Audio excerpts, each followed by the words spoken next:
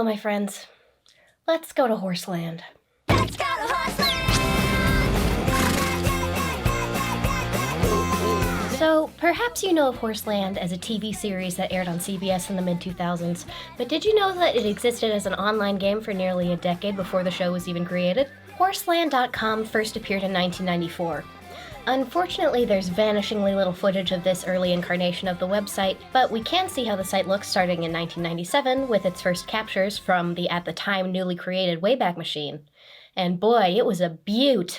Look at that tiled background! From what I can gather, Horseland started as just a simple horse fan website until it switched gears to a horse breeding and training sim in 1999. Descriptions indicate that this was an extremely simple text-based game, using dubiously obtained horse photographs or crude MS Paint drawings to stand in for the horses, which you then increase the value of by entering them in shows with randomly generated success outcomes. This game had a basic and premium user tier, with premium initially at a rate of $25 per year, which would afford the user certain benefits like premium-only chat rooms, ability to own and operate a boarding stable, and a much larger weekly allowance than basic users. It seems like this simple version of the game with minimal graphics persisted until 2008, in which the site underwent a major revamp. Now it featured an interactive 3D world, avatars, and non-PNG horses. Like most changes to gameplay that overhaul the entire website to an unrecognizable degree, this change was not well received by longtime players. Horseland was hardly future-proof.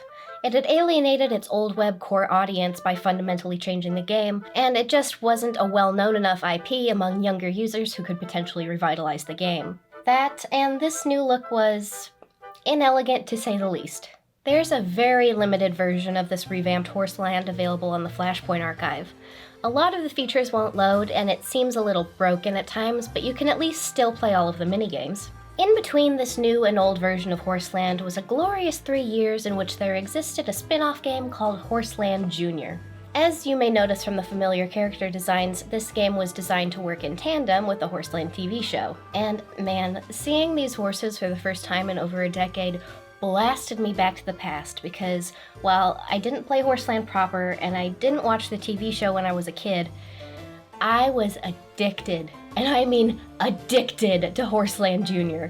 Like, it's a good thing that this game didn't include microtransactions, because I definitely would have gotten in trouble for stealing my parents' credit card to pay for stuff for these gloriously striped horses. But one day I just completely forgot what the website was called and then never found it again. Probably for the best, because it only had a couple years left to exist, and young Lee didn't need to experience that kind of devastation. There's unfortunately extremely little remaining footage of this game as well. It seems like there's exactly one clip of it uploaded to YouTube, and it's not exactly a professional editing job, but hey, one is better than none. Horseland Jr. was a simple and straightforward virtual pet. You cared for your horse, fed it, tended to its health, and participated in competitions where you could win money to buy food and tack for your horse. These competitions had identical gameplay to the preserved minigame Jumping Mad, although instead of this generic horse and rider, there'd be the corresponding horse and rider from the TV show. While the original, revamped, and junior versions of the game are very poorly preserved and have a huge amount of lost media, there's one aspect of the Horseland franchise that's as accessible as ever. The DIC Entertainment TV show of the same name, starring the same humans and horses as the Horseland Jr. game. Horseland the show existed for 3 seasons for a total of 39 episodes, and I have watched all of them. And now you will too. So, in my opinion, Horseland is a pretty bad series. But there's 2 kinds of bad media. Bad media that's a miserable viewing experience, and bad media that's an incredible viewing experience. And I personally think that Horseland leads towards the side of being great to watch. The sheer audacity of some of these episodes is something that has to be witnessed to believe. Kind of like the Avatar Star Sue webisodes, the show is pretty innocuous and pleasant when it's not being ridiculously offensive. So despite the fact that this is ultimately going to be a pretty unfavorable review, I do kind of recommend that you watch it for yourself, perhaps with a group of friends and your intoxicant of choice. All episodes are available on YouTube. Now brace yourselves to enter the one, the only, the oddly paced and inexpensively animated Horseland! Episode 1, You Can't Judge a Girl by Her Limo. The show opens with the show's talking animals explaining to you that they can talk to each other, but not to humans. The role of these 3 throughout the show is to either foreshadow what's about to happen in the episode, or just directly tell you what's about to happen. So, 2 things right off the bat. These horses look incredible. They look so cool. The character designs in general are pretty strong, but these horses are a standout. However, it seems like actually animating these horses doing cool stuff puts a strain on the budget, because frequently you'll notice the camera cutting away to a non-horse character who tells you about all the cool stuff that the horses are doing. And second note, the voice acting can be pretty rough. Sometimes I think Sarah speaks horse. She has a gift, you know. Something's bugging Scarlet, but I don't know what. She keeping secrets from you again? For some reason, the animals are usually pretty strong and professional sounding, but most of the humans seem to struggle through every line. And this girl? Es verdad. It's true. Remember the first day at Horseland? Híjoles. That's a nasty bad fake accent. You can have all the papers in the world, and it's not gonna make you a better jumper. And her horse has one too? What you figured this new horse is going to be like? Alright, inexplicably Caribbean horse. The show flashes back to when the character Sarah first shows up at Horseland, and pretty much everyone immediately starts judging her because she's extremely wealthy, except the two rich mean twins, Chloe and Zoe. Sarah is portrayed as being extremely nice and welcoming to everyone, although the way she brushes off Chloe and Zoe here comes off as a little bit rude. I'm Sarah. Thank you for all that, but I'm looking forward to meeting everyone here. Even the horses are prejudiced against her horse, except for the rich girl's horses. God, Scarlet looks so cool. She was always my favorite. Everyone is pretty much aggressively mean to Sarah until the two mean girls point out that they're being assholes, and then everyone is like, hey, are we being assholes right now? One of the mean horses, Chili, bites the confusingly accented horse Button in the ass to sabotage her jump. Sarah helps her out, which redeems her in the eyes of the rest of the group. Although they keep bringing up, wow, we thought you were going to be an awful spoiled brat. We took one look at you and thought you were going to be a horrible, irredeemable person. It's a good thing you're not that, even though you look like you are. I really dislike this kind of plot line. You see it pretty frequently in kids' media. While the overarching message of it's good not to jump to conclusions about people is generally positive, it just comes off as rich people are so oppressed and everybody hates them because they're so rich. Also, everybody in this group is demonstrably at least upper middle class. Molly proclaims that her dad is a dentist, this guy's family owns Horseland, and everyone here has at least enough money to be attending this very upscale equestrian camp. No one mentions that they're there on scholarship or anything. Clearly, everyone here comes from an extremely privileged family situation, so it's not even a we struggle and she doesn't kind of judgment. It's just kind of they hate her because she reminds them of the two other rich girls at Horseland. This just makes the supporting cast seem extremely bitter and mean-spirited. Episode 2, Win Some, Lose Some. Sarah finds Alma and summons her to practice, begging her to take it seriously because a competition is coming up, and Alma and Button are the best jumping pair. Alma has a cocky attitude about it and claims that she doesn't need to practice after completing a single successful jump. Chloe and Zoe mock her for thinking so highly of her abilities, which, is kind of framed as correct in this episode. Like, they're mean about it, but they are proven right. This makes it 2 for 2 of these two actually making good points. Alma keeps reading about horse trivia instead of getting comfortable with the track, and doesn't realize that the jump order has been changed so that she's going first. She fumbles the first easy jump and then 2 more after that. Sarah competes after that. Look at how lazy they did her race. Instead of showing the jumps, they just focus on these two announcing whether she made it or not. She made it! She made it! She made it! Oh, oh, oh! She missed it. She missed it! Oh, phooey! Zoe's next, and her horse refuses to jump and gets disqualified. And then Chloe, who gets the first perfect run. In the next attempt, Alma completely beefs it in the water obstacle. She walks off the course, disqualifying herself, claiming that the judges are giving preferential treatment to the twins, even though it's obvious that Chloe is performing well and she is not. Her attitude only turns around when her horse gets mad at her and when Chloe and Zoe's upcoming performances cause Horseland Stable to win. It's strange from both a messaging and narrative perspective that so far it seems like everyone else is consistently meaner than the two designated mean girls. Episode 3, Back in the Saddle Again. They're getting ready for a jumping competition. 2 episodes in a row of jumping competition, okay. It transitions into what seems like a legitimate lesson about equestrian technique, and I can't really speak for the accuracy of this, but this seems like the most educational aspect of the show so far. Alma is back to peppering her sentences with Spanish again. Sí. I mean, I I guess I do. And Chloe and Zoe are back to having bad attitudes and being bad at jumping. But not as bad as Molly, who just falls off her horse completely during her attempt. This causes Molly to become afraid of riding. Sarah skips out on the competition to get Molly comfortable with riding again, and there's clearly something wrong with Scarlett, but she's trying to hide it. Sarah recounts a time that she was scared by an aggressive-sounding dog on her way to school, but it turned out to actually just be a little toy poodle. Great story. I'll remember it the next time I'm scared by a puppy. Yeah, Molly's right. She actually got injured, and Sarah didn't have anything to be afraid of in the first place. Molly's forced to ride again after it's revealed that Scarlett has colic, and Sarah makes Molly send for the vet. Which is fine, I guess, but it seems like Sarah's perfectly capable of riding Molly's horse, and the way she's behaving here makes it seem like they're in cahoots to force Molly to ride again. Molly, please! I'm so afraid for her! Scarlett is saved, Molly gets over her fear of riding. This episode is generally unobjectionable. Moving on. Episode 4, Cry Wolf. Don't look at me like that. The group is practicing artificial gates, and I guess they're sticking with Chloe and Zoe being terrible now. Alma spots a wasp and tries to warn Chloe about it, and everyone else interprets this as intentional sabotage. Although this initial event wasn't a lie, she does proceed to lie about their stables having rats, and then steals Chloe's lost bracelet and lies about it, cementing her reputation as a liar to everyone else. So everyone thinks she's being a liar again when she mistakenly identifies a look-alike plant for poison ivy. Alma sees a wolf, and of course nobody believes her.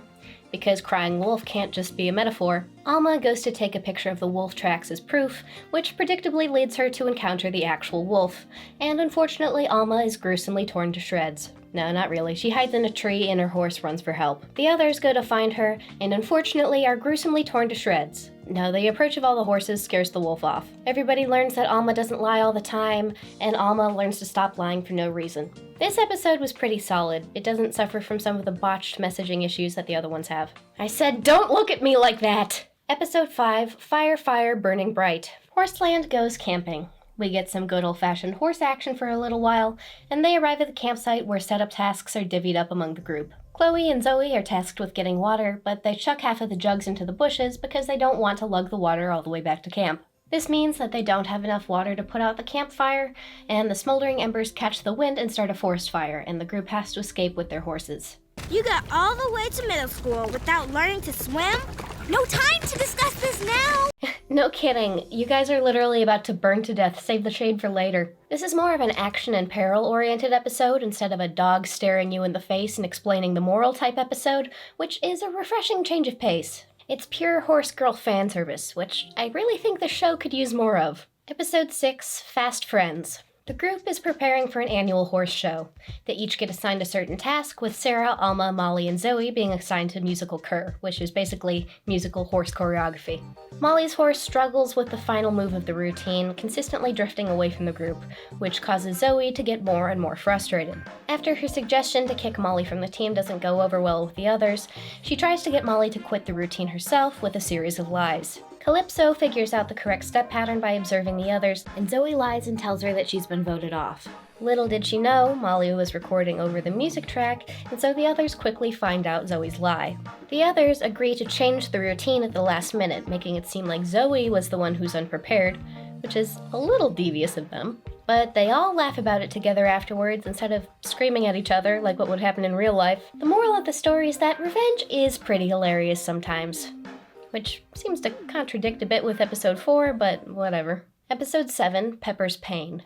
Zoe is getting too cocky with her maneuvers, which causes Will to warn her that she's putting her horse at risk of injury, which could lead to euthanasia. You'd think that this would culminate in something directly related to that conflict, but no, Pepper gets injured in a freak accident instead. Taking Will's warning a bit too literally, and under the assumption that Pepper is doomed and will need to be put down, she just completely abandons her the literal moment she gets injured. She goes as far as to start looking for a replacement horse without even bothering to learn whether Pepper is okay or not. Good lord, this episode is a bummer.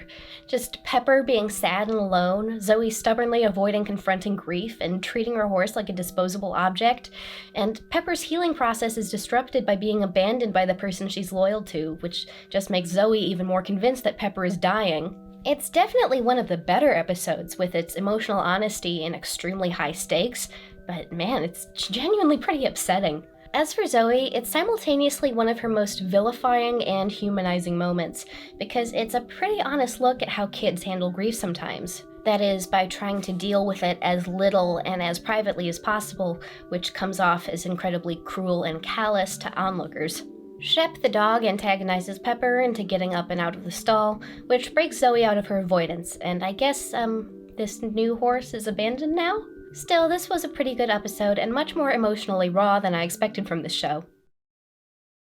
Episode 8, The Awful Truth. Chloe is getting so used to lying and taking credit for things she didn't do that even her horse is getting sick of her bullshit. So I said to her, lavender's going to be so last year. Girl, what color is your headband? She lies and claims that she's had experience jumping over a parallel oxer too many times to count, which is a very advanced jump that both her and her horse are underprepared for. Bailey doesn't doubt her at all because he's a dunce. After Bailey tells her to try the parallel oxer during a standard practice routine, she dashes towards it but is stopped by Will before either of them get hurt. Bailey lets her know that he repeated her claims about being able to do the jump to a newspaper reporter and that they'll come by tomorrow expecting to get pictures of the trick being performed.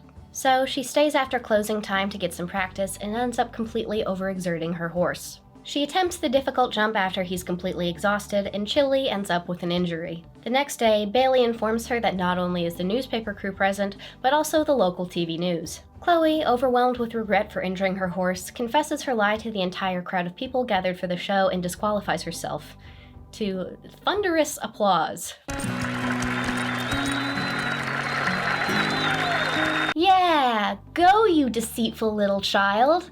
It's so cool that you injured your horse with your stubborn carelessness. Bailey also thinks this is cool as hell.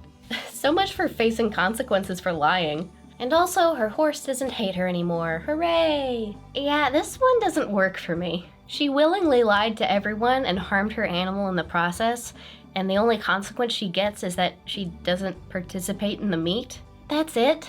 I know that they have to wrap up the plot in 20 minutes, but dang, that's a lot of instant forgiveness just for confessing the lie. She practically got a standing ovation, for God's sake. This feels like a scam. Like, hey kids, don't worry, your problems will instantly disappear if you just confess the lie. Like, no, you're still grounded and maybe kicked out of Horseland for being negligent. Episode 9, The Competition. Will comes in and lets everyone know that they're going to be learning some Western riding techniques, which Chloe and Zoe completely reject because they think it's not as classy as English riding.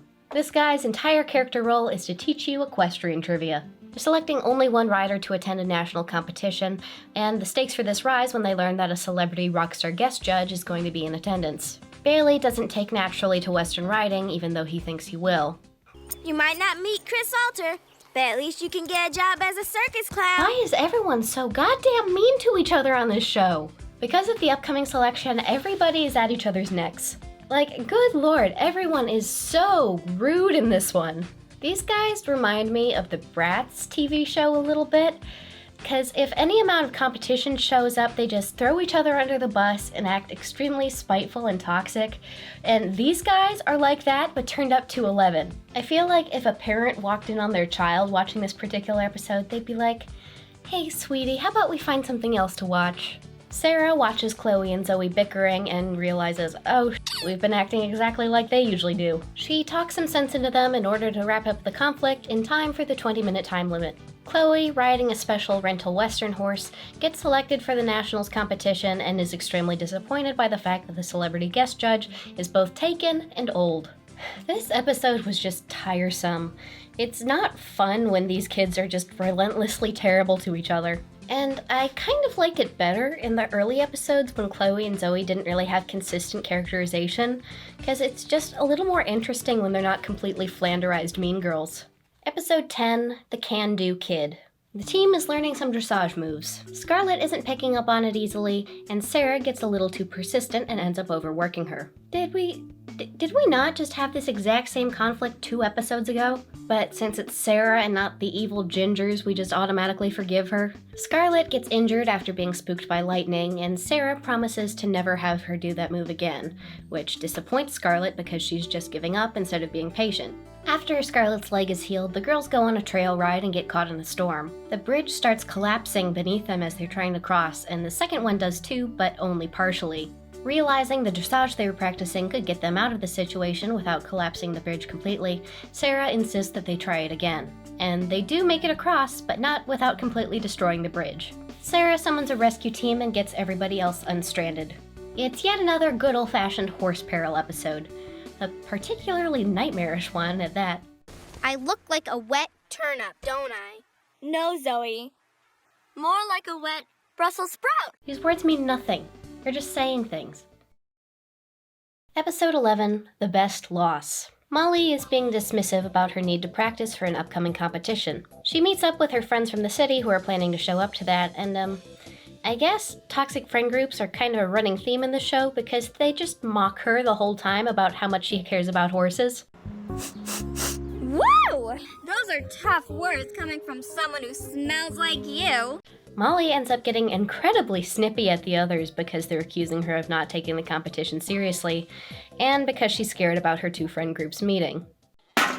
There. Everybody happy? Girl! She blows off her final, most important practice session to wait for her friends at the bus stop, and nope, they don't show up. Molly extrapolates that they got off on the wrong stop and are lost.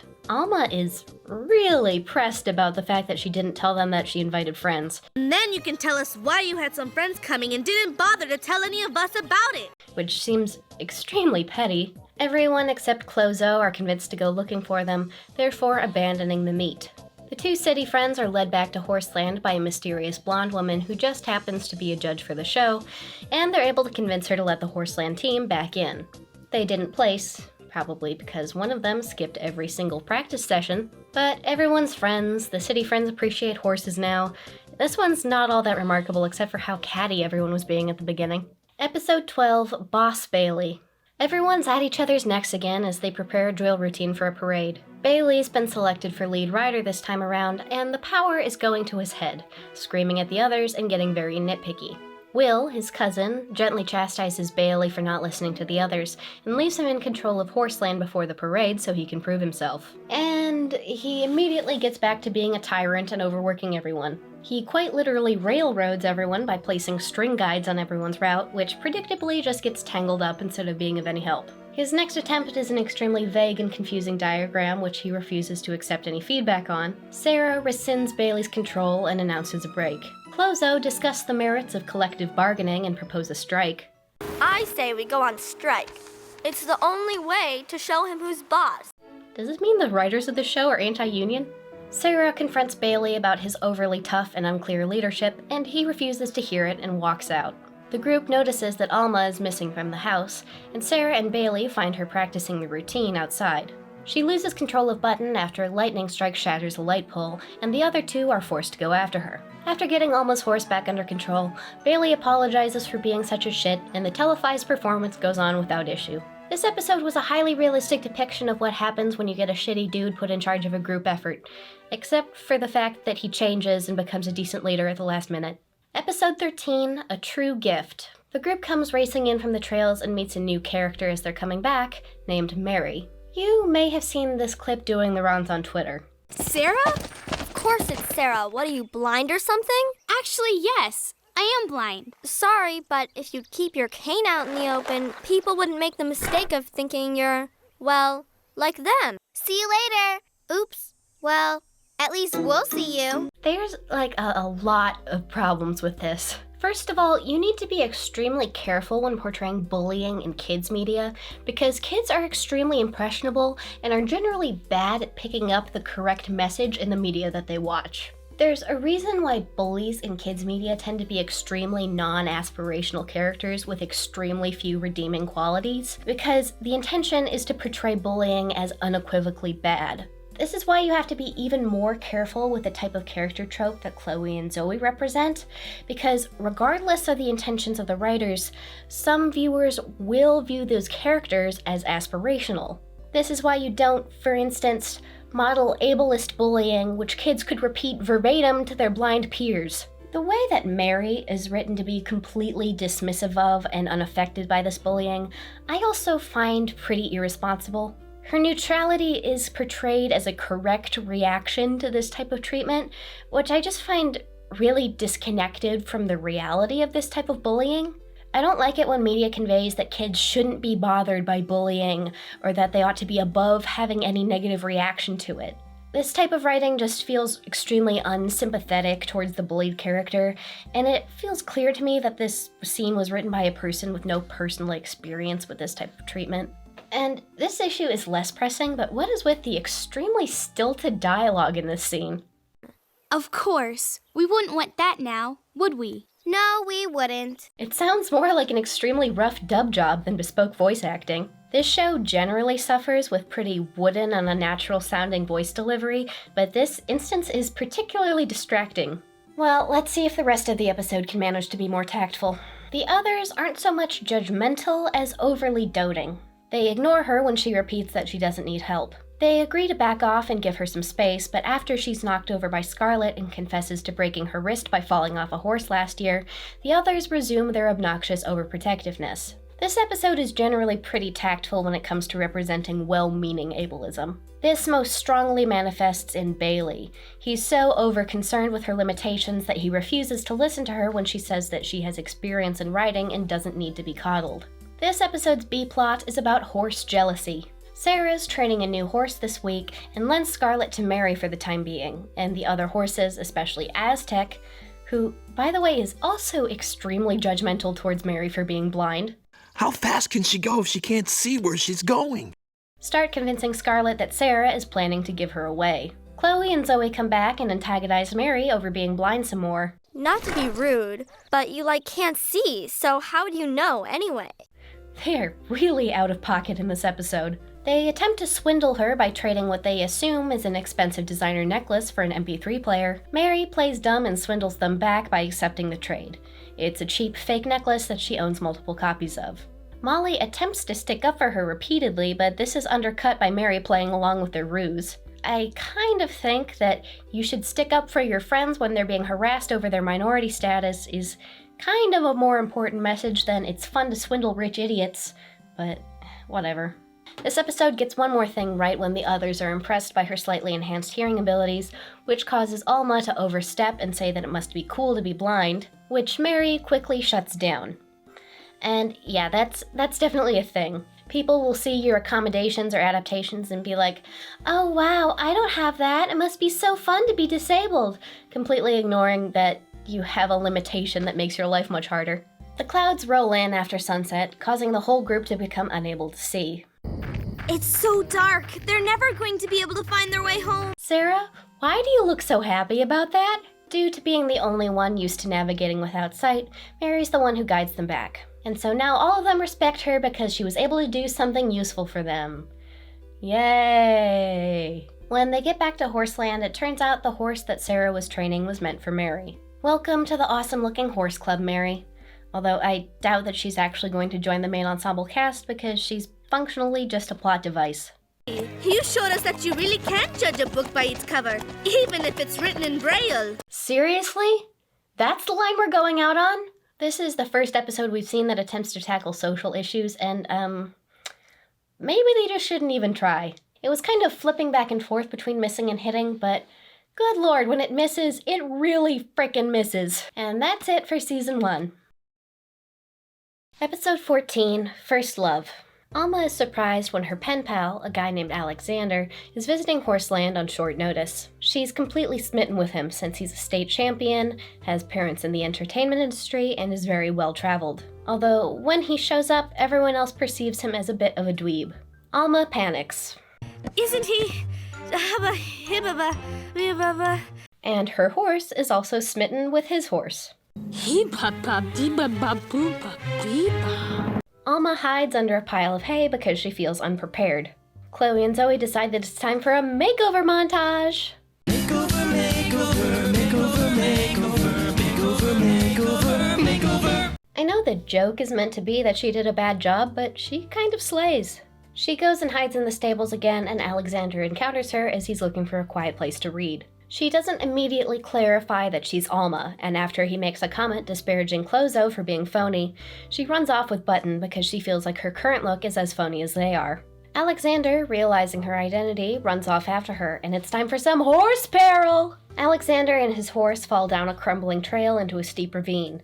Alma yanks off her false lashes and costume jewelry and goes in after him, pulling them to safety with a rope. After he's saved, Alexander admits to misrepresenting his identity. He fully lied about being state champion, and the entertainment industry that his parents are in is a traveling circus. But I guess Alma doesn't see this as a red flag. I know the episode is trying to be like, look, she was misrepresenting her identity too, now they're even. But, he intentionally lied to her and she was roped into a bad makeover. That doesn't seem equitable to me.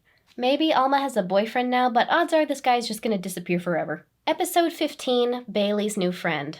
A new kid, Jesse, shows up to Horseland and Bailey latches onto him instantly. I'm curious what the rules are here for horses when they're able to speak to each other.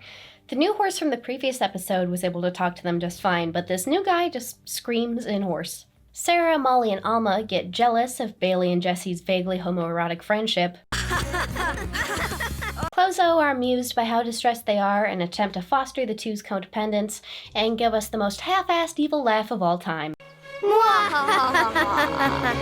They send the two on a long errand through the woods and...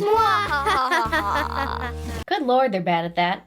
They lie to the others that the two have gone to lunch together, which, pisses them off to an unreasonable degree. Like, good lord, Sarah, it's been one day of giving this new guy some extra attention. Lay off. This is definitely the worst behavior from Sarah we've seen so far. She's typically the voice of reason, but in this episode she just seems bitter and possessive. Bailey reassures her that they won't stop being friends, even though he found a new friend that he's more compatible with, because they have history and blah blah blah. What kind of moral is this? Sometimes kids get new friends and drift away from their old friend groups, and that's okay. I feel like Sarah shouldn't have been rewarded for crying and pouting about not getting as much attention as she used to. Don't worry, you'll get yours, Aztec. I guess the horse learned to speak English. I wonder if Jesse will stick around or if he's just going to disappear into the void like the others. Episode 16, Molly and Chili. Horseland is planning to go night riding, but Chloe is sick and Calypso has a bad hotspot that prevents her from wearing a saddle. Therefore, Molly is assigned to ride Chili instead. Neither of them are enthusiastic about this. Molly is hesitant because... Well, there's something about that horse. I just don't trust him. She can tell that he gives off evil horse vibes. And Chili doesn't want Molly riding him because he's an evil horse. Chili refuses to go faster than a walk and won't listen to her commands. She has to turn around when she realizes that she forgot her sleeping bag, putting her way behind the rest of the group. Shep, the pedantic dog, decides to follow her, gets caught in some brambles, which scares Chili off with his noises. She finds them and frees Shep, but her repeated mention of her own horse Calypso lead Chili to break free and head back to Horseland on his own. Until he encounters a bear! That's right, it's time for some Horse Peril! Chili warns Shep, but not Molly. Wait! We've got to get Molly! I nearly forgot! Yeah, right, evil horse. You were gonna let that girl get mauled to death. He goes back for her, and Molly goes to warn the others. He was loose and could have run, but he risked his own safety for mine. Yeah, only after he was caught! Molly and Chili respect each other now. The end. Episode 17, Wild Horses. Bailey's horse Aztec feels overworked and starts fantasizing about living as a wild Mustang. Oh, dressage is easy compared to walking fences on the ranch. But at least on the ranch, you're out in the open. Not stuck in some arena. Now what in the hell is going on with the pacing of this dialogue? Aztec's wild dreams only become more intense when he meets the new horse at Horseland, an ex-feral that Sarah and Will are trying to train. The new horse reminisces about being free, but concedes that it's nice to be able to eat whenever he wants. Aztec takes the opportunity to yank off his bridle and escape. The B-plot is that Sarah is being scouted by a prestigious training academy, which means that there is a chance that she'll have to leave Horseland. Aztec enjoys running loose for a while, but quickly comes to terms with the realities of having no companionship, no shelter, and no guaranteed food supply. He meets a group of wild horses and is aggressively rejected by the leader of the herd. After a young horse from the herd is menaced by a bear, that's right, time for more Horse Peril! Aztec saves him and is accepted by the herd, although he rejects their invitation because he wants to go back to his normal life. Sarah says that they resolved the whole training academy thing off screen because this show doesn't actually know how to accommodate a B-plot. But ultimately, this episode gets to the core of what a horse girl show ought to be. Horse drama, horse peril, horse friendship, the works. Episode 18, Magic in the Moonlit Meadow. Angora the cat inspires a horse rebellion by telling the horses that all they ever do is what others tell them to do. So now the horses just do whatever they want and won't listen to anyone's commands, much to everyone's bafflement. Chili dashes into the woods to prove that he doesn't need any help from humans or horses, where he encounters a ghost horse who tells him to go back to his herd. Shep goes to investigate, and it turns out that the horse wasn't a ghost after all. All the horses get curious about the not-a-ghost horse and go to find him. The old horse warns them about the perils of not existing as a community with stories of the first horses, who were recklessly independent and refused to act as a herd until they realized that everybody was better off cooperating. And then a mountain lion attacks! It's time for Horse Peril! And then it immediately leaves. They sacrificed a perfectly opportune horse peril moment for this extremely long-winded, heavy-handed metaphor about why it's good to live in a society. What a weird episode. Episode 19, The Horse Whisperer. Molly's auditioning to be a junior reporter for a horse TV channel and decides to talk about Sarah's horse whispering abilities. Sarah denies having any special abilities in the interview, but successfully calms a rowdy horse brought in by this new character, Madison. Madison begs her to work with him to restore their broken bond of trust, or else he'll be sold off. Sarah apprehensively agrees. Chloe and Zoe, who both also want the junior reporter role, decide to sabotage Molly's coverage so she doesn't get the role. They record themselves on her audition tape, but they're both too self-obsessed to get any decent footage of the other. They find a buyer for Madison's horse before Sarah's finished retraining him. Diablo, the horse, admits the reason that he's so hesitant to allow humans to get near him again is because he feels immense regret at allowing his owner to be injured. He runs off into a canyon, and I wonder if anything's about to happen with that precariously placed rock. Yep, sure did. Sarah is able to climb over the rocks, but Scarlet is trapped. She insists to Diablo to let her ride him to get help, and well, she's not exactly beating the magical horse whisperer allegations. Since Diablo is rideable again, he's saved from being sold. Molly wins the audition, but turns down the job offer because it would take too much time away from her riding. So much for that plotline. Episode 20, Mosey. Content warning for animal death. Mosey the cat has apparently been Sarah's cat all this time, although this is the first we're hearing of him, and he's getting very old. He has a near miss with Sarah's car as she's being driven in because he wasn't able to hear it coming, but Shep pushes him out of the way at the last second. The next time he steps out on the road, he's not so lucky. He's injured, but survives. As winter progresses, he declines, and the vet warns Sarah that odds are he's not ever going to get better. Mosey gets up one night and realizes that he's dying. He tells Shep that he's going on a walk. Shep understands what he means by this and questions if he's making the right choice. You sure you gotta do this? Would have gone a long time ago, but I couldn't let Sarah down. You two have been lucky to have each other. That we have. But it's time now. I'm okay. Sarah wakes up and realizes that Mosey is gone. She takes Scarlet to try to find him and finds a trail of paw prints quickly fading in the falling snow. She follows the trail for as long as she can, but it gets covered, and Mosey is never found. Alma suggests getting a new barn cat for Horseland, but Sarah is horrified at her suggestion that Mosey can be replaced. She grapples with her grief, eventually breaking down in front of Will. Spring comes, and Will offers to let her take care of a piglet that's been rejected by its mother. She accepts and names him Mosey Jr. I'm pretty amazed that they decided to grapple with real grief for this episode. It would have hit a lot harder if Mosey was part of the previously established Animal Ensemble cast, but for a one-off character, they did a good job of making you feel for him and making the scene where he says goodbye have real emotional weight. Along with the inclusion of horse action and horse peril, it seems like this show is at its peak when it decides to be genuinely emotionally raw. God damn it, he's looking at me again! Episode 21, The Big Parade. The group is preparing for a parade and getting catty with each other from being too tired. Chloe and Zoe walk off, forcing the rest of the group to take a break. Sarah finds a lost bracelet in the stables, and tucks it into her pocket to turn in later. It falls out of her pocket in front of everyone, and Chloe accuses her of stealing her bracelet, which Sarah is extremely offended by. Alma leaves her saint pendant by her horse's stall, and it's missing the next morning. Bailey's keys to the tack room also disappear. Molly's clasp on her watch breaks and she leaves it in her stable. It also goes missing. Sarah's saddle is also missing from the last place she put it. She immediately accuses Clozo of stealing it to get back at her, but it turns out that Will was just repairing it. All of them start suspecting Sarah, who's been saying the latest the past few days. They confront her, noting that she's the only one who has none of her stuff missing, which makes her extremely upset. Scarlet notices that a crow has been hanging around the stables and develops a theory that it's been stealing the shiny things that people leave around. Molly notices a glint near the crow's nest and goes to investigate, therefore finding all of their things. They apologize to Sarah for accusing her of stealing. I guess the moral of this one is, don't suspect your friend of stealing, even if there's decent evidence that they are, and don't trust crows. I know the real moral is don't jump to conclusions, but it seems like they're trying to convey don't extrapolate information from anything ever. It's not like they were even that aggressive about accusing Sarah either. They broke it to her pretty gently. Episode 22, The Bluebird of Happiness. It's a Clozo episode.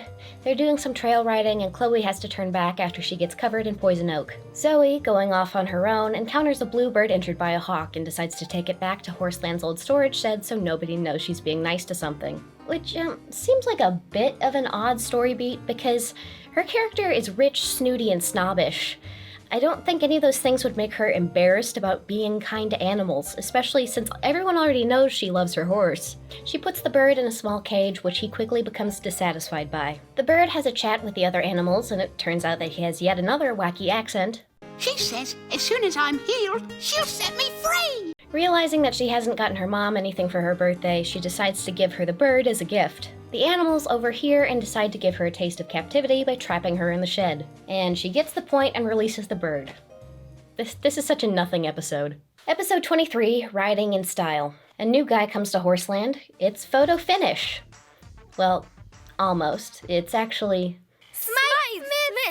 Smite! Can we hear that one again? Smite, Miss Smite. Chloe and Zoe eavesdrop to discover that he's there to promote a new line of dressage wear. Okay, several characters have said his name multiple times by now, and I'm still not sure what this guy is called. Smite Smith Smythe? Something like that? Anyways, Smite Me Smythe, as it turns out, is a clueless bloviator who knows nothing about horses.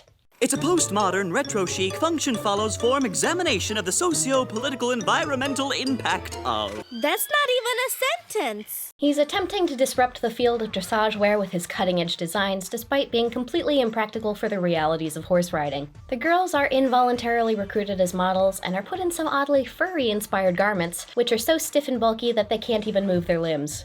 Everything goes well enough until he requests that the riders perform jumps in their garments. Chloe and Zoe volunteer. Bailey attempts to tell them that it's a bad idea, but he's not able to move well enough to navigate his horse over to tell them. Chloe is violently thrown off her horse and only avoids injury by virtue of being covered in extremely bulky clothes. Molly, with the help of the others, modify the outfits to be workable, which Smite Me Smythe is impressed by, and the photoshoot ends up going well. This was a pretty amusing episode, mostly on the virtue of this guy's gay shenanigans. Where's my cappuccino? I need a cappuccino! Episode 24, International Sarah. The Horseland group is going to a competition in France. Sarah is apprehensive because her father's Indian business partner has a daughter who will also be attending, and he'd like them to spend some time together. And Sarah is hesitant because, she doesn't know anything about India? And, this episode's opening sequence was about having to evaluate things that are unknown to tell if they're a danger to you or not. I don't like where this is going. Next time we see the gang, they're in France, meeting the other competitors. Kenya! You have giraffes and lions there, right? Me personally? No. Sarah accidentally gets knocked into the mud by the horse belonging to Simbala, the girl she's supposed to meet. Oh dear. Did Ron not cause this? Well, of all the fake accents they could have chosen, it's probably for the best that they went with British for this character. She runs off in embarrassment and Sarah chases after her. They share a cordial greeting and then the ground inexplicably opens up and they fall into a pit. Are you kidding me? Peril without horses? On a horse show? This isn't called goddamn human land. Imperil those horses, you stingy bastards! They share a little bonding moment over dental floss in this incredibly scary cave setting, and realize that the breeze in the cave indicates that there must be an exit somewhere. They use their apparently infinite spools of floss to act as a guide so they don't get lost. I really can't express how mad I am about this extremely horseless peril. Turns out the cave is a tourist destination, and they find the stairs to get out. This episode was much less offensive than I was expecting, but I still think the whole fear of the unknown setup was pretty bizarre paired with this plot. All right, I will. Thanks, Scarlet. I guess we hadn't hit our fake accent quota. Episode 25, Changing Spots. Horseland's preparing for yet another competition, but watch out! There's a new mean girl in town and she slays. She actually kind of looks like if Sarah and Chloe got fused. Alma gets self-conscious after getting negged by her because she is, in fact, making a lot of mistakes due to her loose and wild riding style. This episode mostly forgets about this setup when Chloe and Zoe decide not to be friends anymore, leaving them both essentially friendless. Therefore, they start trying to buddy up with the other girls, which everyone finds off-putting. A lot of this episode is just Chloe and Zoe having genuinely nice interactions with the others, which is a refreshing change of pace for their characters, but not particularly interesting as a plotline. Well, except Alma is extremely negatively affected by Zoe being nice to her to the point where she becomes completely inept at riding. And then Chloe and Zoe forget that they're supposed to be mad at each other. The new evil girl shows up again, and why hasn't the episode been more focused on her? She's so over-the-top evil, and both her and her horse look perfect. Alma leans into her natural riding style and kicks the evil girl's ass in the competition. This episode was a completely confused mess. It's like they attempted to fuse two different episode concepts together and didn't have time to fulfill either of them. Episode 26, The Whispering Gallery. We've arrived at the end of season 2, and all of a sudden Chloe has a different voice actor. Do you think it's really true, Zoe? Molly and Bailey are chatting about a celebrity named Sarah Malone, and Clozo happened to roll up as Molly's repeating some negative gossip, which they interpret to be about the Sarah we know. They pull Alma into the eavesdropping, and she comes to the exact same conclusion. And then they pull Sarah into it, and she comes to the exact same conclusion. They coldly confront Molly, who earnestly has no idea what they're mad about, and they refuse to explain themselves because they want her to fess it up for herself. Then they decide to completely ice her out. God, this show gets tiresome when it stops being about horses and starts being about the most annoying interpersonal drama that you can imagine. They start doing a bad job on their musical routine because they stopped communicating. Molly tries to get Bailey to figure out why they're so mad at her. Maybe you could talk to them, Bailey. Find out what it's all about. Why don't you try to work it out first? She did! She literally did, and they refused to explain themselves. Because literally everyone is being awful to her, Molly decides to leave Horseland. Calypso tricks her into encountering the other girls on a trail ride, and so she talks one-on-one with Sarah, and they finally figured out that she was talking about a celebrity the whole time. As far as episode messages go, I guess this one is pretty clear. Don't refuse to communicate or everything will turn to shit.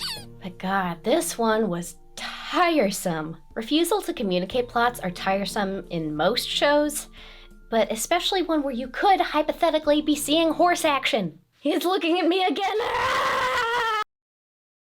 Episode 27, The Secret. We have several new voices this season. Will is a country boy now. We're having a competition to choose one rider from Horseland to represent us at the Junior Nationals. Hey everybody! Let's meet in the arena after lunch and practice the show we're putting on for the celebration. Bailey seems to have gone through puberty. Seems like Buddy's chilled out. He's getting used to the place. Will wants all the riders in the show. Chase too. And Chloe is still different. Sarah's cousin Chase has come for a visit. They're mistaken for being boyfriend and girlfriend at first, and yeah, they're awfully close. Therefore, he's joining them in a routine for the upcoming show. He attempts to put a grill together but has trouble reading the instructions, unsuccessfully trying to follow the pictures instead. He's also having trouble with the written routine instructions. Chloe and Zoe notice this and decide to humiliate him by forcing him to read out loud in front of everyone. He runs off and later admits to Sarah that he's dyslexic. This is, yet again, another mildly bungled handling of disability issues, because before it's revealed that he has dyslexia, his reading skill is kind of treated as a joke, not just by Chloe and Zoe, but by the framing of the writing. Chloe and Zoe mock him for struggling to read, and he assumes that Sarah told them about his dyslexia, which makes him storm off and quit the show. Will confronts him and reads him an inspirational message, slowly and deliberately. Chase catches on that he's dyslexic as well, and Chloe and Zoe show up to apologize, inspiring Chase to rejoin the team. The show is just not all that adept at trying to tackle sensitive issues, this one included. Episode 28, The Newbies. Content warning for anti-Native American racism. After the cluster of one-off characters who show up for one episode and then disappear forever, we finally get someone who will stick around for the rest of the show. Nani Cloud and her horse, Sunburst. This show's animal prelude is about why stereotyping is bad. Oh boy, we're in for a rough one, aren't we? Her name is Noni Cloud. What kind of a name is that? I think it's American Indian. Oh, please, not another princess. 2 are enough. What do you mean? You know, like Pocahontas. Oh, so we're just getting right into it, aren't we? For God's sake, the horses are even being horse racist. Laugh all you want, but you know what they say about paints. What's that? No discipline, no attention to detail, no... Come on, Pepper. They're doing horse microaggressions. And here come Chloe and Zoe being actual human racist. They get all pissy because Nani and her horse prefer riding bareback. Indians always ride bareback. It's not fair to the rest of us. Oh, stuff it, Zoe. Why do they call you Indians anyway? I mean, Indians live in India. Shouldn't they call your people something else? They do. Native Americans. Whatever. Oh my god. Chloe and Zoe, especially Zoe, are really racist during this episode. Again, kid shows need to be careful about the kinds of behavior that they model, even when it's coming out of the mouths of villainous characters. A lot of these comments I think are just too far, portrayed too directly, and without enough backlash. Do your people still live in teepees? It's just a really clumsy handling of a very serious subject. Nice riding pants, Nani. Thanks, I just got them. I guess I thought you'd be wearing buckskins and moccasins. Good lord, even Alma's taking part in the microaggressions. At least they give Nani an actual tribal lineage instead of the typical lazy, unspecified heritage. I'm a citizen of the Cherokee Nation. The new girl really knows riding. What do you expect? Indians grow up riding horses. All of them? You know what I mean. Every time you see a picture of an Indian, they're riding a horse. That's why she's so good. Zoe! What is wrong with you in this episode? She just sucks. I mean, completely sucks here. What an oxymoron. Excuse me, what was that comment about me? Okay, that was actually kind of funny. Zoe challenges Nani to a race for the spot of team leader and overexerts her horse in the process, causing both of them to fall into a ditch, with Nani stopping to help them. It's a photo finish, but Nani concedes the race to Zoe, since Zoe is the one with greater familiarity with the course. And I guess this makes Zoe decide she's not racist anymore. Whatever, I know how she's voting when she turns 18. I want to provide an example of a show for a comparable audience addressing this topic much more tactfully. Pepper Ann, a show that ran from 1997 to 2000, had an episode that covered very similar themes of stereotyping. That is, Dances with Ignorance, coincidentally also Season 3, Episode 2 of the show. In this, the protagonist Pepper Ann learns that she has 1/16 Navajo ancestry and proceeds to become completely overzealous in participating in her newfound heritage, ignoring feedback from others that she might have internalized incorrect and stereotyped information, and ultimately making a complete fool of herself when a Navajo family comes to visit, causing the elder to declare that they have nothing in common besides a family heirloom from the distant past. Through this, she learns what was wrong with her presuppositions and refusal to listen, and apologizes sincerely to the family, which affords her a second chance to shut up, listen, and take in some factual information. There are a few key ways that this episode is handled more tactfully than the Horseland episode.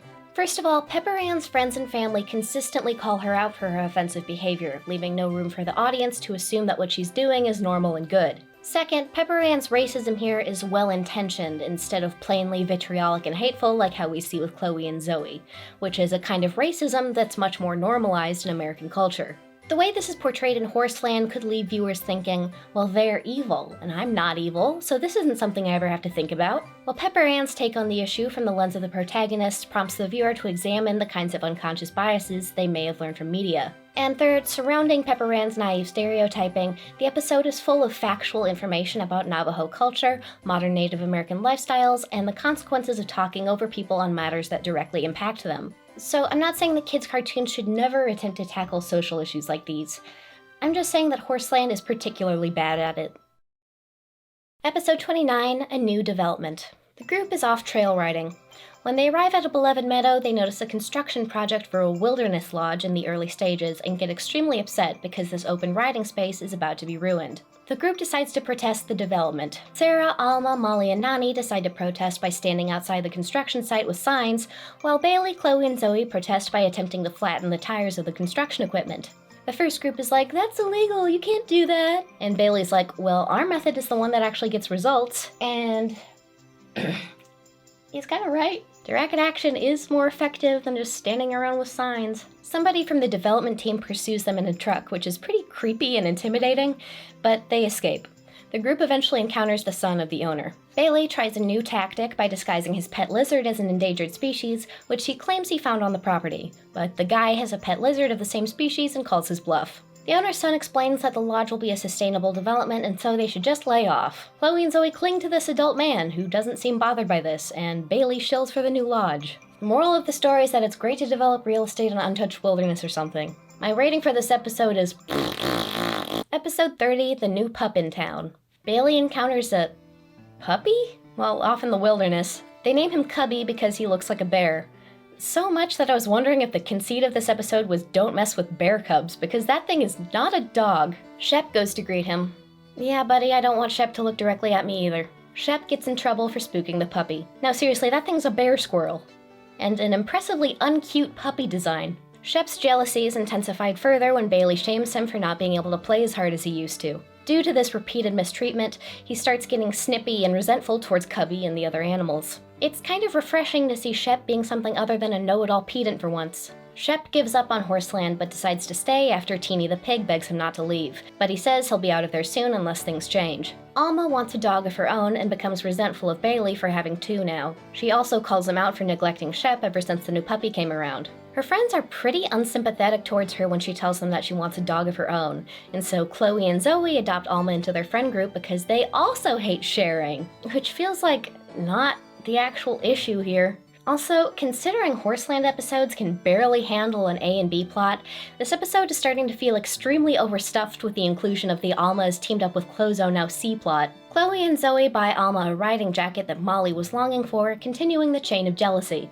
Angora the cat, overcome with the need to stir up chaos, intimidates Cubby and claims that he's ruined everything, causing him to run off into the wilderness again. Why does he have hooves? Shep alerts the others that Cubby is missing, and the others go to find him. Alma expresses concern for him. We heard Cubby's gone! I thought you didn't care since he wasn't yours. That is honestly such a mean reaction to have just because she wants a pet of her own. Why are all of these characters villains? Shep finds Cubby, but not before Mountain Lion does. The horses beat the Mountain Lion with hooves and they're safe. Shep feels included again, Alma's okay with sharing the new dog now, and the plot point about her being friends with Chloe and Zoe is completely abandoned because these episodes aren't structured to be able to handle 3 plot lines at once. Episode 31, A Horse Named River. Horseland is preparing to host a famous visitor, a champion horse named River. The horses goad the girls into pampering them so they look the best they can. Horse makeover montage, yeah baby! I actually can't believe this is the first one of these we've had, except their makeovers don't carry over to the next scene. When River arrives, the others quickly realize that he's old and recovering from an injury. He's also a rambler. Chili internalizes some of the jumping advice that River offers and does an exceptionally good run, which causes his attitude towards River to improve, but not Pepper, who remains frustrated by his senility and critical remarks. Pepper runs off into the forest, Chili follows after her, and River does too. Horseland having inadequate fencing seems to be a running theme here. These horses just disappear on a whim. River and Chili get trapped in a canyon when a tree snaps like brittle straw right in front of them. Chili uses the advice he got from River to jump out and summon the others for help. And everyone is saved, etc. Just kind of a boring one. Even the Horse Peril was kind of lackluster. Episode 32, The Last Drop. There's a drought. People are complaining about the drought. Chloe doesn't care. She wastes a bunch of water. They run out of water. The moral of the story is don't waste water. This episode is devoid of anything interesting, good or bad. And again, the show sucks when it stops being about horses. Next.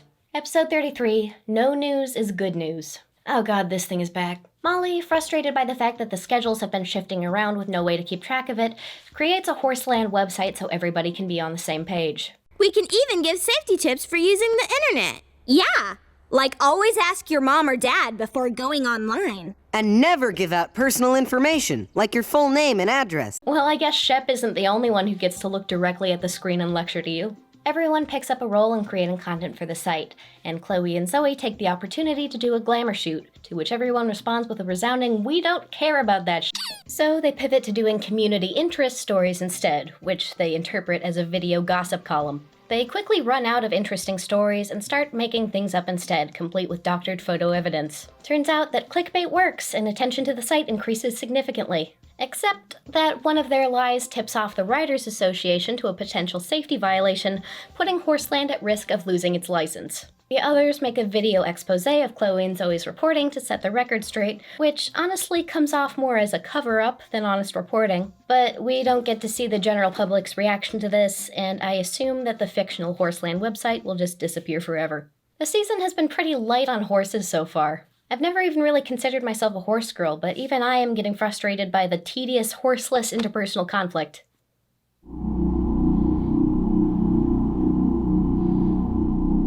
Episode 34, Talk Talk. Molly got a cell phone, and she's so invested in it that she starts neglecting her horse. And she also falls in with a similarly phone-addicted Chloe and Zoe. They go on a nature ride, which is constantly interrupted by Molly's loud talking and obnoxious ringtone. The temperature drops quickly, and Molly's so distracted by her phone that she forgets to put a blanket over Calypso, who comes to the conclusion that Molly doesn't love her anymore. Shep summons Will to the stables, who puts a blanket on Calypso and proceeds to ban phones in the stables to prevent similar accidents from happening in the future. Except Molly won't stay off her phone long enough to even hear this announcement. Cell phone problems, cell phone problems, cell phone problems. Molly dies of cell phone problems. She finally realizes that she's been neglecting her horse and realizes how to put her damn phone on silent. This episode is kind of a funny relic of phones being an exciting new thing that you mostly took calls on, but it's mostly just tedious interpersonal issues yet again.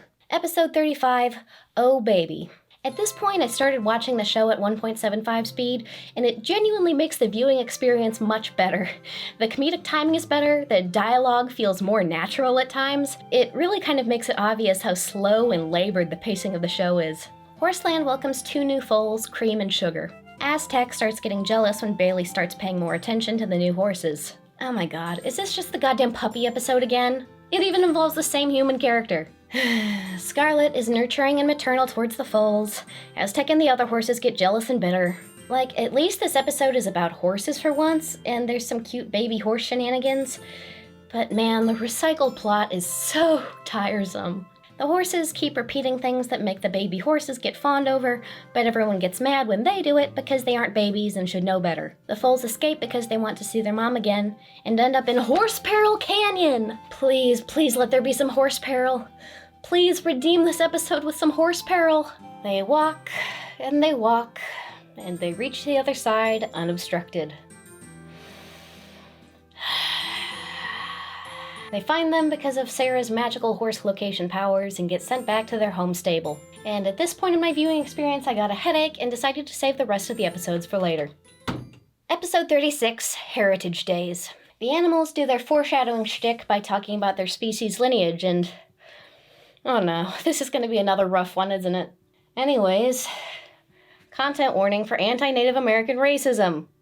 Again, the Horseland group is picked to participate in a parade, which has a mandatory dress code of outfits based on their cultural heritage. And here comes Zoe with the microaggressions again. Hey, you've got it aced, Nani. What are you talking about? I bet you have a whole closet full of cool, fringy, beaded Indian... Native American. Whatever. Nani is bothered because while they were invited as a team, they'd all need to be wearing different outfits to represent their own heritage. Bowie and Zoe have an idea to unify their look by... Again! Why are we doing this again? I started with my all-time fave Pocahontas costume from Halloween. They handle it a bit better this time because Nani goes off on them for being so disrespectful, which is absolutely justified. But, like, the others aren't matching her energy when I really feel like they could. And it's just so bizarre to me that this diverse friend group just piles all the racism issues on this one new character. Nani rides off with her horse and gets a bit lost. And there's yet another fallen tree obstacle. Well, we can't go that way. What do you mean you can't go that way? What do you mean? Is your horse allergic to grass? She assembles a trail marker to let the others know that she's been there. The others set off to follow her and also fail to realize that they can just effortlessly walk around the tree. But they notice her trail marker. They eventually find her taking shelter in a cave, so they all hang out in the cave for a while and convey the point that Native Americans comprise a bunch of different groups. And the resolution to the parade costume conflict is they don't wear costumes and just carry a bunch of different flags. Can the show please never attempt to handle racial issues ever again? Episode 37, The Princess. There's a new character who's a princess, and... hold on. Did they take this girl and her horse from before and turn her into a new character? Her color palette is nearly the same, she has nearly identical features, and her horse's color palette is the same. This is just bizarro. They're told to keep tight-lipped about her visiting and treat her like a normal visitor, which Chloe and Zoe immediately decide to ignore. Will told us not to make a fuss. Get real, Sarah. You expect me to listen to a guy who wears plaid? Will literally doesn't wear plaid. What is this comment? Once you know a person's background, her breeding, her social standing, that's all that matters. Well, that tracks with all the racism moments that they've had this season. When they finally arrive, Chloe and Zoe mistake the princess's young assistant for the princess, and vice versa, therefore freeing the actual princess of their doting. She feels guilty for deceiving the others, but decides to keep up the ruse for a little while longer to enjoy the freedom of being unrecognized. Alexia, the assistant, gets upset with Sarah when she takes her off trail riding and forces Linnea, the princess, to admit the truth. Completely flouting the instruction not to make a big fuss for her, Chloe and Zoe throw a huge party, inviting all their friends, except they disinvite Linnea. Come on, Sarah. You know we never invite the hired help.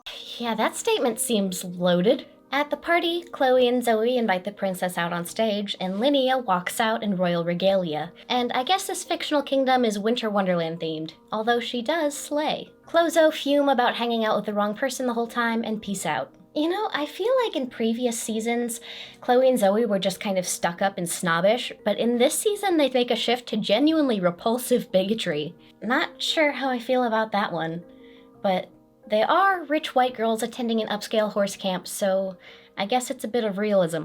Episode 38, Added Weight. Trigger warning for eating disorders, including vivid depictions of body dysmorphia and demonstrations of disordered eating methods. But with a horse. Zoe's been out sick for a while, and so Pepper's gotten a break from training. When she gets back, she notices that Pepper's gained some weight. And then the other horses just fat shame her. Repeatedly. Especially Calypso. We'll soon have you back in shape. Pepper already has a shape. Round. I hope Pepper's tummy doesn't hit the rail when she goes over. Either those fences have gotten higher, or the rails have gotten looser. Maybe you've just gotten wider. What's her damage? Pepper's out of practice and not doing her jumps very well, and Zoe feeds her a reduced portion of oats to get her weight back down. Since she doesn't make an immediate improvement, Zoe threatens to retire her from racing completely. I've got to stop eating so much. No, I've got to stop eating. Period. That's right.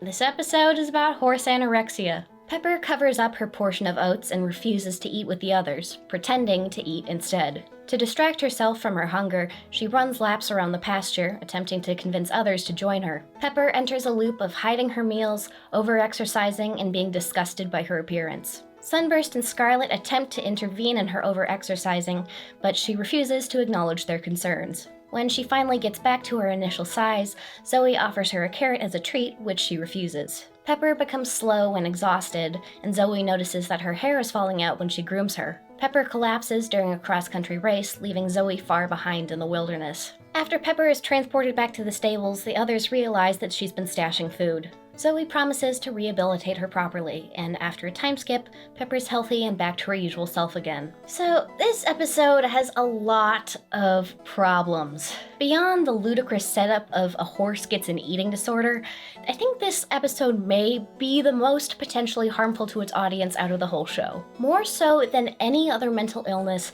extreme caution needs to be taken when broaching the subject of eating disorders. Because really, no matter how carefully you broach the topic, it can easily turn into a potential trigger for people afflicted by them. And this is not tactful coverage of the topic. From the group body shaming and overly cruel fat jokes, to the depiction of specific and actionable disordered eating methods like hiding food, pretending to eat, and over-exercising, this episode could easily have the potential to trigger eating disorder behaviors in the kids that watch this show. And you may think that's ridiculous, like, oh come on, it's a horse, how could a horse be triggering? Well, because the weight shaming by the others and the negative self-talk from Pepper is way more realistic than you expect from this episode's silly premise. There are several aspects of Pepper's starvation diet that someone with an eating disorder might find appealing. First of all, it works, she does get her old saddle size back, and the fact that she faces consequences like having her hair fall out and collapsing during a race is a non-issue to the mind of someone with an eating disorder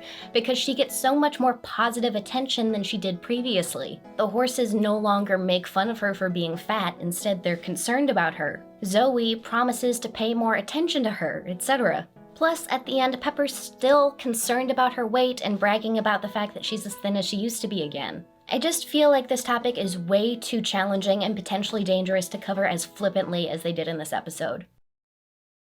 And the final episode, episode 39, Sister, Sister. Everyone's celebrating Sarah's birthday and give her several heartfelt gifts, except for Chloe and Zoe, who weren't in the loop about the surprise party. To make up for it, they spontaneously order custom designer shoes and a gown, and everyone basically shames them for buying things for others to show affection, which seems like the least of their problems. They're invited to yet another big parade, and everyone's talking about which of their loved ones they're going to invite. And Chloe and Zoe's parents are completely absent and won't be there. But they're not quite absent enough to not realize that they've been overspending. Chloe and Zoe attempt to buy themselves custom designer riding clothes for the parade, but it turns out they've been cut off from access to all their credit cards. They're bummed out by the fact that none of their family will be present for their big event, but try to mask this as being bummed about not being able to buy clothes. Everyone tries to get them to rely on each other for emotional support, but they're just too repressed for any direct expression of familial love. Chloe plans to be able to buy riding pants for Zoe by selling her bespoke jacket. Is this going to be a gift of the Magi plot? And Zoe's planning to sell her pants to buy Chloe a jacket. Yeah, I was right. They give each other the gifts and are touched by the mutual display of affection. Sarah is not happy with this and forces both of them to say "I love you," which seems kind of like overstepping, but whatever. Alma volunteers to make them matching garments so they'll both have complete outfits for the parade, and it turns out that the parents show up to the parade after all. I mean, after how legitimately terrible they've acted for the last season, I didn't exactly want them to have a happy ending like this, much less for that to be the note that the show goes out on, but I don't know, maybe having a closer sibling relationship can stop them from being so racist or something. And that's it.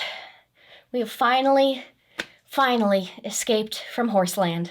So, good things about this show. First, the horses. Horses are obviously the backbone of any horse girl show, so if your horses are drab and unmemorable, you're automatically sunk. Therefore, Horseland's cast of extremely slayful horses carries a substantial portion of this show's appeal. Frankly, the writing and production quality could be a lot worse than it already is, and horse fans would still be tuning in on the virtue of these extremely cool horses. On a related note, the second good thing about the show are the character designs in general. The entire human ensemble cast has a unique and memorable look. Sarah and Scarlet really stand out to me as having remarkably interesting designs. Their black and red color scheme, which is typically reserved for villains in cartoon media, is particularly striking. Combined with her two-toned wavy blonde hair, multiple ear piercings, and friendly but glamorous facial features, she makes for a really strong design for an it-girl protagonist.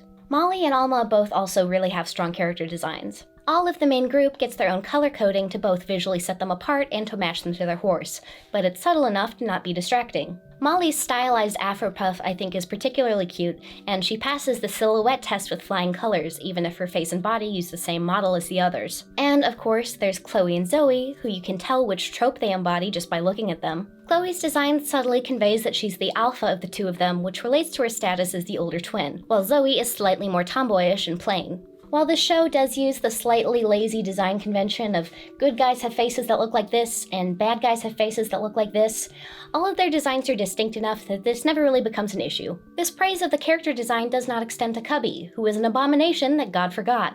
And the third and final thing that I thought was consistently good in the show was the horse facts. It seems like this show was written by people who are genuinely knowledgeable about equestrianism, and so a young horse fan would be able to pick up on a lot of riding jargon and even possibly riding technique from watching this. Although it seems like this was more of a focus in the earlier seasons and became less and less prominent as the show went on and became more about petty interpersonal drama between the human characters.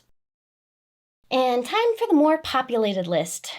Bad things about this show. The animation, despite being given some strong designs to work with, is clearly very cheap and minimal. This is the first point on this list because compared to the others, it's really not that much of an issue. It is, for the most part, completely passable. However, it's clear how limited the depiction of horse action is due to the cheapness of the visuals, including obvious background loops, limited willingness to show the horses doing cool stuff, and continuously increased reliance on non-horse conflict in order to avoid the time-consuming and relatively expensive process of animating those horses. One thing that's notably worse than the animation is the voice acting. Now, the voice acting isn't consistently bad, but when it's bad, it's bad.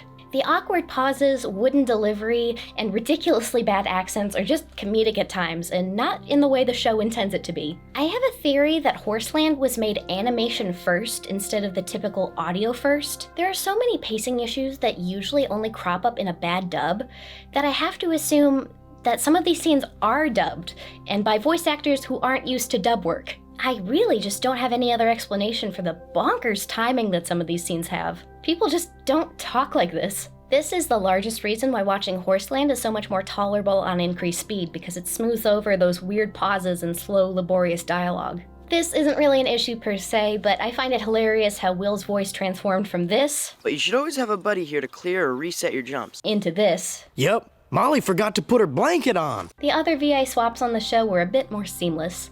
Next major problem is the characterization of the ensemble cast. So, 39 episodes, that's a lot of time to do some character building. And yet, what do we have to describe the Horseland group? Sarah. She's rich, she's level-headed and mature. She's definitely a horse whisperer despite denying it. As far as the show goes, that's actually quite a lot of characterization. Alma. She reads books and loves her friends and horses. Molly, she's from the city and loves her friends and horses. Bailey, he's dumb as hell and loves his friends and horses. Nani, she loves her friends and horses and hates racism. Pretty much all their other character traits are inconsistent or could be effortlessly swapped out in between characters, like everyone's mutual proclivity towards petty bickering. You pretty much have two types of characters on this show. There's the voice of reason characters, as embodied by Sarah, Will, and Shep, and then the silly conflict initiator characters embodied by everyone else. Well, maybe with the exception of Nani, who I guess could count in the voice of reason group, but she has such a minuscule role in the final batch of episodes that I can't really soundly categorize her into either one. Another major issue that I think the show has is how they portray the friendships between the characters, or more like the lack thereof. So this problem is hardly exclusive to Horseland. It's a problem that crops up in a lot of these episodic friend group-based TV shows, where they just kind of tell and don't show how good of friends they are. Like, they're constantly repeating to each other, "Oh, we're such good friends, we're the best friends in the world, nothing could ever bring us apart." Until they're faced with even the most minor conflict or competition, and then they start bickering and insulting each other and threatening to leave Horseland entirely. It just seems like all of them are full of barely contained resentment towards each other that just leaks out anytime there's conflict. And even when they do make up, they don't really make up in a meaningful way. It's just like, we're friends! Friends are supposed to do friend things and not just fight each other. And then everyone else is like, oh, I forgot, we are supposed to be friends, let's be friends again. Maybe there's a quick apology in there, but sometimes they just seem to smooth over the issue without addressing it. This constant cycle of meaningful conflict followed by hollow, unmeaningful reconciliation makes me feel that they aren't so much a group of friends as a group of frenemies. Plus, they're never seen together hanging out in a non-Horseland context. Despite how great of friends they claim to be, we sure never see them hanging out in any non-obligatory setting. I have the feeling that after these best friends leave Horseland, they'll never be speaking to each other again. And finally, the last and largest problem of the show, the messaging. So, this is a horse show. Sometimes you can let a horse show just be about fun horse stuff without shoehorning a contrived and often confused moral into every single episode. Horseland's insistence to be about something larger than itself is its downfall.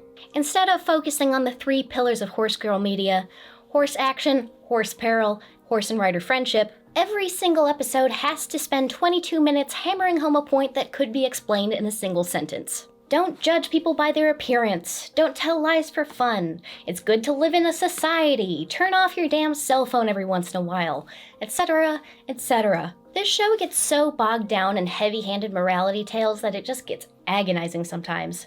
I think that's kind of an amateur writer staple in kids media, where the people making these think in order for the show to justify its existence, it has to be teaching a positive message at all times. But when you look at it from the lens of what's actually enjoyable to watch, it's important to mix in some episodes that are mostly action, some episodes that are mostly goofy hijinks and jokes, and some episodes that are just meant to develop the characters. Two examples of when this show manages to break this formula to its benefit are Episode 5, Fire, Fire, Burning Bright, and Episode 20, Mosey.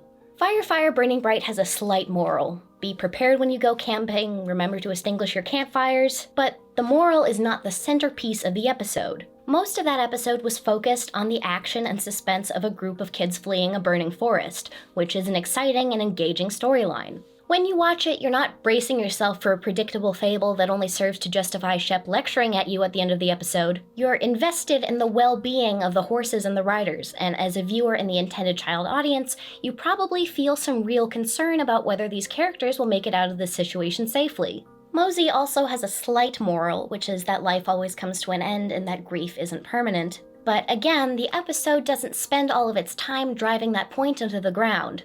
Instead, we get a very earnest and heartfelt story of Sarah and the other Horseland residents being impacted by the aging and death of this cat. Even though it's a character we've never met before and will never see again, the episode spends enough time with these intimate character moments that by the time that he says goodbye, it doesn't matter because you feel for him anyways. But unfortunately, these types of episodes are the exception and not the rule because Horseland treats its morals like Scooby-Doo treats its monsters. There has to be one per episode. They have to spend the whole runtime trampling that point into the dirt. Shep has to explain what the episode is going to be about before each and every one, and he has to explain it to you again at the end. It's just not fun for every episode to be like this. It's a very rigid assembly line style of writing, and it has a very noticeable negative impact on the quality of the show. Repetitive plot formula aside, the individual messages within the episodes often leave much to be desired. Chloe and Zoe get the worst of this. There are certain episodes that lay bare the fact that they aren't just prissy and snobbish, they're genuinely hateful. And like I mentioned before, you have to be so careful when using this type of character for a young audience because kids are dumb. When you have rich, glamorous, pretty antagonists, it doesn't matter if they're portrayed as having no friends like Chloe and Zoe, because you will have certain viewers perceiving those characters as aspirational. And therefore, you don't want to be putting anything in those characters' mouths that would be extremely harmful for a child to repeat.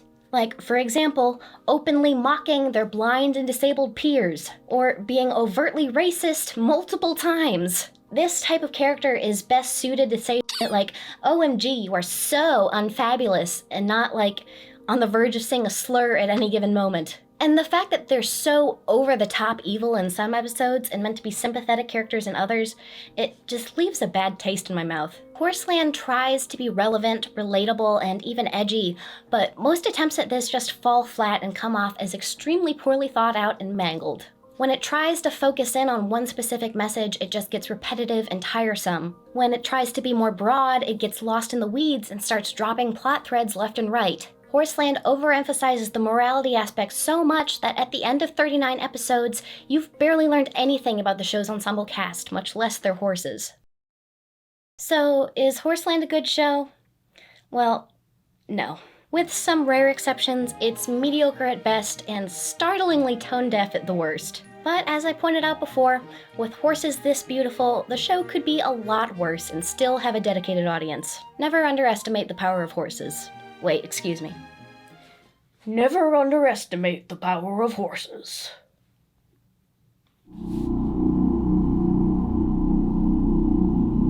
And that was Horseland. Did you enjoy this every episode recap? Should I never do this again? Do you remember the Horseland web games, and if so, which version? Let me know in the comments. I'd like to thank you all so much for contributing to the GoFundMe for Buster's veterinary expenses. Thanks to your support, he's now gotten all of his shots and has been given a clean bill of health. Look how big he is now, he's growing so fast. Look at those big paws. If you'd like to support this channel and access several perks like having your name in the end credits, exclusive Patreon-only videos, and full access to my community Discord, please check out my Patreon. It's the best way to support me directly and really makes a world of difference as far as being able to keep making these videos. A huge thank you to Khan, Dr. Dreamerella, Fishcatch, Julia, Ms. Goat, and Tara Tara. Okay.